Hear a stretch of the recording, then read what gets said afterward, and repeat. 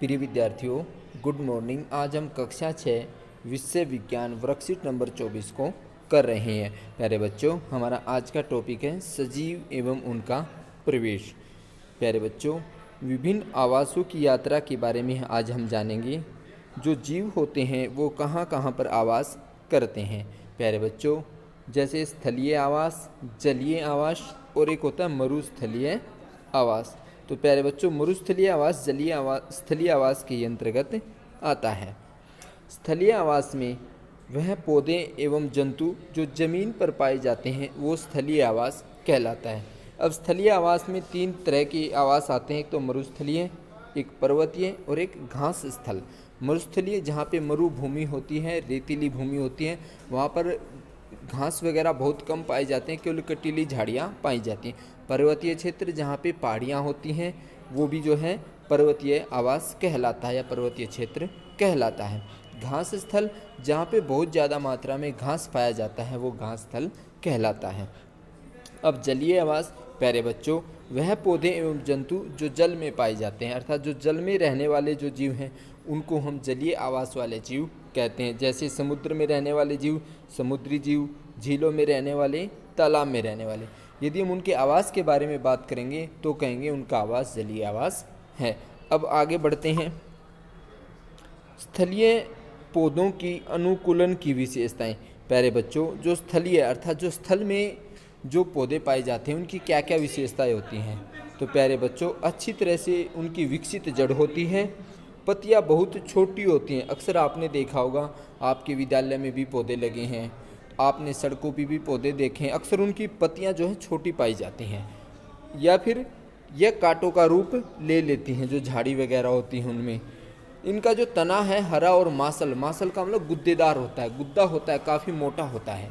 तना एक मोमी परत से ढका रहता है जिससे पौधों को जल संरक्षण में सहायता मिलती है, जैसे कैक्टस। तो प्यारे बच्चों, अब जलीय पौधों के अनुकूलन की विशेषताएं हम जानेंगे।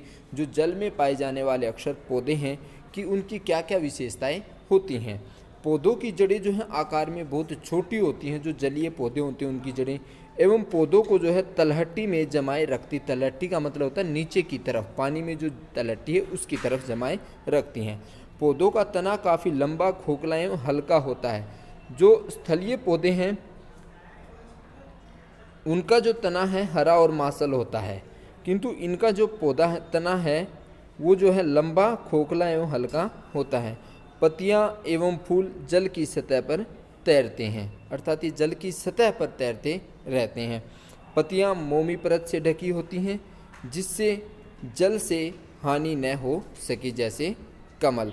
अब प्यारे बच्चों, अब इसके अभ्यास के प्रश्न हैं, और आपने यदि चैनल को सब्सक्राइब नहीं किया है तो आप चैनल को लाइक करें, सब्सक्राइब करें और अपने दोस्तों के पास ज़रूर शेयर करें। प्यारे बच्चों, नीचे बने चित्रों को या फिर जलीय या स्थलीय पहचानिए और रंग भरिए।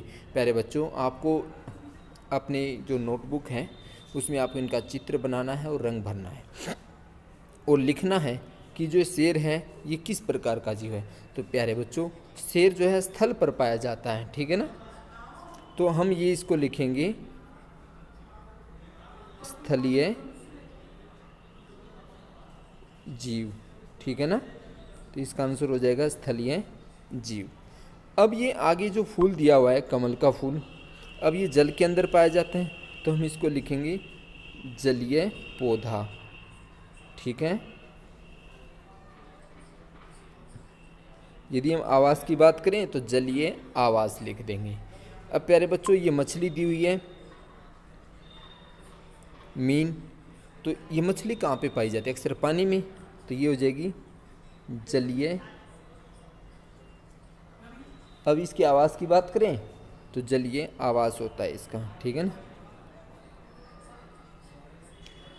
अब ये ऊँट है।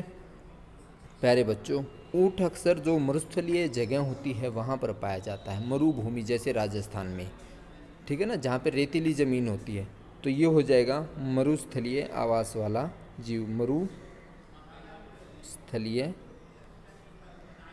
आवास वाला जीव, ठीक है ना। तो हम लिख देंगे मरुस्थलीय आवास। आशा करता हूँ प्यारे बच्चों आप इस वर्कशीट को समझ गए होंगे। आपको इनकी नोटबुक में चित्र बनाने हैं और रंग भरने हैं और इनके आवास का नाम लिखना है। ऊँट जो है मरुस्थलीय आवास होता है ऊँट का, मछली का जलीय आवास होता है और शेर का स्थलीय आवास होता है। आशा करता हूँ आप इसको समझ गए होंगे। प्रगति हिंदी यूट्यूब चैनल देखने के लिए धन्यवाद।